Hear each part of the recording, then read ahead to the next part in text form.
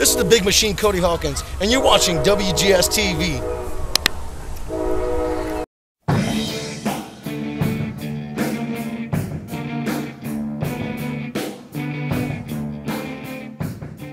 Welcome to another installment of WGS-TV right here on YouTube.com/WrestleGamer. I'm Dylan B. Boudreaux, and this is going to be my Raw Super Show review for the week of March 12th, 2012.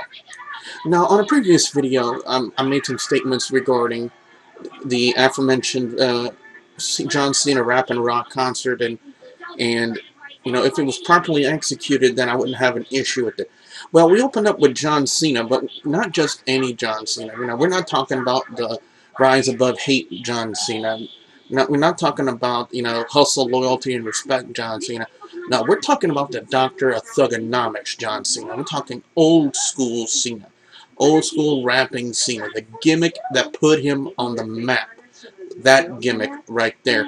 And we got a taste of old school Cena, and let me tell you guys, he still has it. When it comes to that rap gimmick, he still has it. I mean, he was laying it out there. He was dropping the bombs like he needed to. He was, you know, hitting everything correctly. You know, I really don't know too much about, you know, rap and freestyle rapping, but you know, well, it wasn't really what I expected. I wasn't expecting, you know, a freestyle rap. I was expecting a performance, you know, like John Cena and Booger Knuckles or whatever his name is, you know, coming out there and performing one of his songs. Instead, we get a freestyle rap. Not what I was expecting. You know, just to, you know, clarify, when I made that previous video, you know, I was under the impression as they were going to have a performance, but instead we get a freestyle rap, and he freestyle raps on The Rock, and like I said, he hit everything perfectly. You know, he was, let's just say, for those of you who remember old school Cena, it was the doctor of Thuganomics at his best. I mean, I laughed and I loved every moment of that segment with John Cena. I thought it was great, wonderful way to open up the show. 5 out of 5, in my opinion. 5 out of 5. I thought it was that damn good. And speaking of having things that were that damn good, just to quote Triple H, we had a very, very good opening match between Sheamus and Dolph Ziggler. I was really impressed. You know, we had a great opening, you know, intro with John Cena, and then I'm going to follow up with a great opening match. Very entertaining. Sheamus and Dolph Ziggler both looked phenomenal. There was one spot in the match, I believe it was when Ziggler tossed Sheamus into the announcer table or something like that. I think that might have been the spot where he got almost like a red welt on his back. That's the bad thing about, you know, Sheamus' skin, other than the fact that he can't get a tan, is the fact that when you get those kind of marks, they really, really stick out, and they really look bad, and it really kind of looked bad on him. But other than that, I thought it was a phenomenal match. Sheamus and Dolph Ziggler both looked great. Dolph Ziggler apparently now is going to be the guy in pink, the guy who wrestles in pink. I guess to match the shirts. I heard there was a little backstory to shirts. I'll probably address that on a later video. But other than that, you know, I thought it was a phenomenal match, highly entertaining, 4.5 out of 5. I deduct half a point just because of the fact I had to see Vicky Guerrero. Then next up we have here as I look at my notes, well, it was originally scheduled to be, well, we had the announcement of, you know, the Teddy Long's team versus John Laurinaitis' team. You know, with the winning team, their general manager becomes the general manager of both Raw and SmackDown. Of course, I broke the news on that video. Well, I didn't really break the news. I kind of discussed it here on WGS-TV not too long ago. But so we had a match. Again, it was originally scheduled to be a mixed tag match. It was Santino Marella teaming up with Otunga, and his opponent was going to be David Otunga, but no Diva came out to be Otunga's partner. And then Laurinaitis gets on the microphone and says, you know, he changes his mind. He's still the interim general manager of Monday Night Raw, and he changes it up to be a handicap match. David Otunga and Mark Henry to take on Santino Marella. Also keep in mind, we get the during Santino's and David Otunga's intros, we also get the news that Santino is going to be Teddy Long's captain of his team, and David Otunga is going to be the captain of John Laurinaitis' team.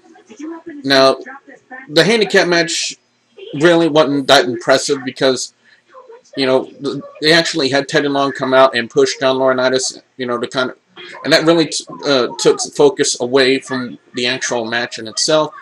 Other than that, of course, you know, Mark Henry hit the worst strong slam on Santino and got the win for his team, which led me to believe that Mark Henry was going to be on John Laurinaitis' team, and of course he did confirm it a little bit later on. But you know, they were still beating down on Santino. Then Kofi Kingston came out to try to help, and R-Truth also came down to help, and they both got met with David Otunga and Mark Henry, and it really didn't pan out too well for that.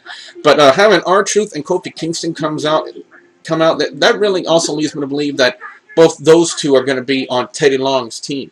You know, even though they haven't made the official announcement that R-Truth and Kofi were going to be on his team, but, you know, just in the fact that they got involved in this segment and they came out to try to help Santino Marella and Teddy Long, that kind of leads me to believe that they're going to be on his team.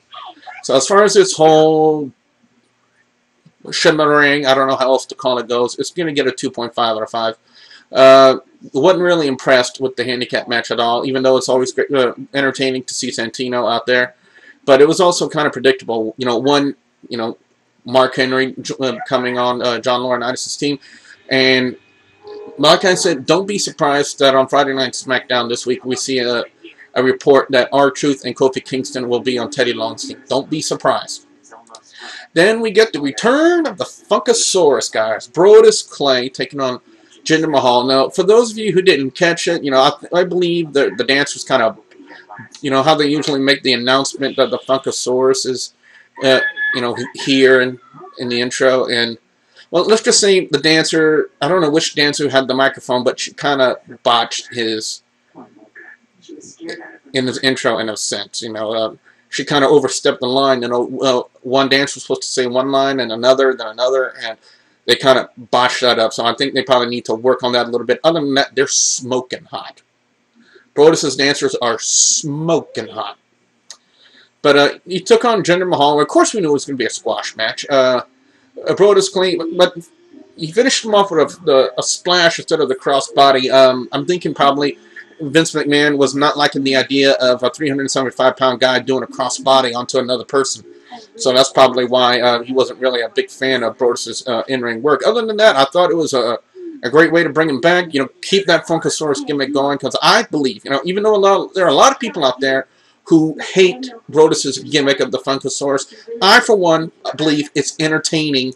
And, you know, if it's entertaining, then it belongs on TV. So, Brodus, keep up the good work with the Funkasaurus gimmick.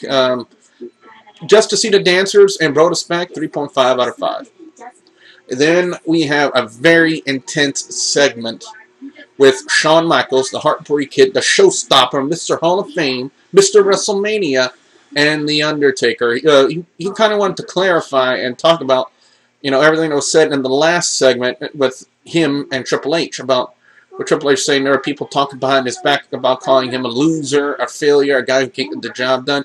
Undertaker kind of reaffirmed that, but he also brought up the fact that Shawn might have been repeating words that Triple H had said that The Undertaker had said. But it was a very intense segment. When you have two guys like Shawn Michaels, who is a Hall of Famer, and The Undertaker, who was on the verge of going into the Hall of Fame, you can always expect a really great segment. When are we going to see The Undertaker bald? I have no idea. So please don't ask me that question. At best, probably WrestleMania. That's my best guess, at WrestleMania. But as far as this segment goes, we kind of get the... Shawn Michaels could be tempting us a little bit here, saying that, you know, he could possibly screw The Undertaker at Hell in the Cell out of his win at WrestleMania. And then Undertaker, of course, with the threat saying that if you screw me, I will end you. And then next thing you know, we see Shawn Michaels going towards the ramp. Triple H comes out and he does the DX chop. So, DX possibly at WrestleMania. 5 out of 5 on the segment. I thought it was really, really good. But next up, we had a CM Punk and The Miz. The stipulation being, if The Miz wins the match, then he's on John Laurinaitis' team at WrestleMania. You know, that's the only stipulation. If you win, you're in. Did Miz win? No, he did not. We had James Roday, the guy from Psych, doing the ring announcing. I thought he did an okay job. He did a lot better than most celebrities do on ring announcing, to be honest with you. He's very charismatic, and you know, he's got a wit to him. And especially, if you watch Monday Night Raw like I did, you kind of had a hint of that wit that he possesses, which he brings into his character on Psych. So I thought he did a real good job. Thumbs up to him for that. But as far as this match goes, CM Punk and The Miz did a really great job. No botches that I can aware of. So I'm going to give it a 4 out of 5, and I'm going to up it a little bit to a 4.5 out of 5 because of what happened after the match was over. We had a segment. Chris Jericho came out. He kind of threw it out on his Twitter saying that he had a secret about CM Punk. So he went on the Titantron and made the announcement that one of the reasons he believes, and the main reason that he believes that CM Punk is straight edge, is the fact that his father is an alcoholic, and he fears, well, CM Punk, he says that CM Punk fears, if I can learn how to talk, fears that he could end up like his father. And I really agree with this move. I really agree with adding this kind of an angle to the CM Punk Chris Jericho story for WrestleMania, having it be more than just about, you know, being the best in the world. You know, just, you know, instead of keeping it professional, you know, kind of put some personal stuff into it. Make the rivalry more intense. And they really did that with what Chris Jericho said about CM Punk's dad being an alcoholic. Now, whether or not it's true, again, it's a storyline, guys. Bear with me. But as far as adding fuel to the fire for the feud, I thought it was phenomenal. Really adds a lot of drama to it as well. You know, especially CM Punk's reaction to it, spot on. I thought he did a wonderful job with that. Crowd reaction was amazing to it, too. So that's why I'm giving it a 4.5 out of 5. And then, I believe the whole reason we had a match with Randy Orton and Jack Swagger, one is Randy Orton. And two, I think one of the main reasons why it didn't last too long was, you know, they needed some time to fill before they allotted time for Rock's concert for Monday Night Raw to start. So, good match with Randy Orton and Jack Swagger. Of course, Vicky Guerrero. I'm sorry, Eddie. But, send me your hate comments. Anyway, Randy Orton, they really played on the fact about this feud, Randy Orton and Kane, so they're really going to go somewhere with this. I mean, especially after the match was over, after Randy Orton beat Jack Swagger, he was going to go on the turnbuckle and do his celebratory pose, you know, that thing he does. And then Kane's pyro hits up, nearly burning Orton in the face, but we don't see Kane. So, quite possibly, we're going to see a continuation of this Randy Orton-Kane thing on Friday Night SmackDown. But as far as everything goes, 4 out of 5 in my opinion. Wasn't really bad, but I thought it was okay. Then we get the Rock concert. Of course, we're in the Rock and Roll Hall of Fame, and now I'm going to say performance-wise, the Rock was good. But as far as, you know, what he had to say, it was basically a repeat of everything he's been saying. You know, a fruity pebble, you know, Cena's lady parts, you know, all that kind of stuff, and talking about his mom. I'm like, okay, Cena brought it. The Rock tried to bring it and didn't bring it, in my opinion. You know, we've heard John Cena's lady parts already. We've heard Fruity Pebbles already. We've heard Marky Mark already. We've heard all of that already. Why did he have to sing it? Now, I'm going to give him a 3 out of 5 because performance-wise, he had the crowd in the palm of his hand. I thought it was a good segment. I just really didn't care for what Rock was singing about. I really didn't care about having to hear him sing about Fruity Pebbles and Kung Pao and Marky Mark and lady parts and stuff like that. I really didn't think he really added anything to this to the angle. I think Cena did a much better job at the opening of the show than The Rock did with the concert, in my opinion. Because I believe Rock basically always has the crowd eating out of the palm of his hand because he's The Rock. You know, he's that person. He's the most electrifying man in all of entertainment. John Cena had more crowd reactions, in my opinion, in his rap than I believe The Rock had with everything he was saying about John Cena and his mom and lady parts and stuff like that. So that's why he gets a 3 out of 5, in my opinion. So now what I want to know from you, the WGS-TV viewers and subscribers, your thoughts on this week's Raw Super Show. Make sure you put your comments in the comment section below or in a video response with your thoughts on this week's Monday Night Raw. And don't forget to like and favorite the video. And don't forget, please subscribe to youtube.com/WrestleGamer. So with that being said, I'm Billy Bujo saying thank you very much for watching.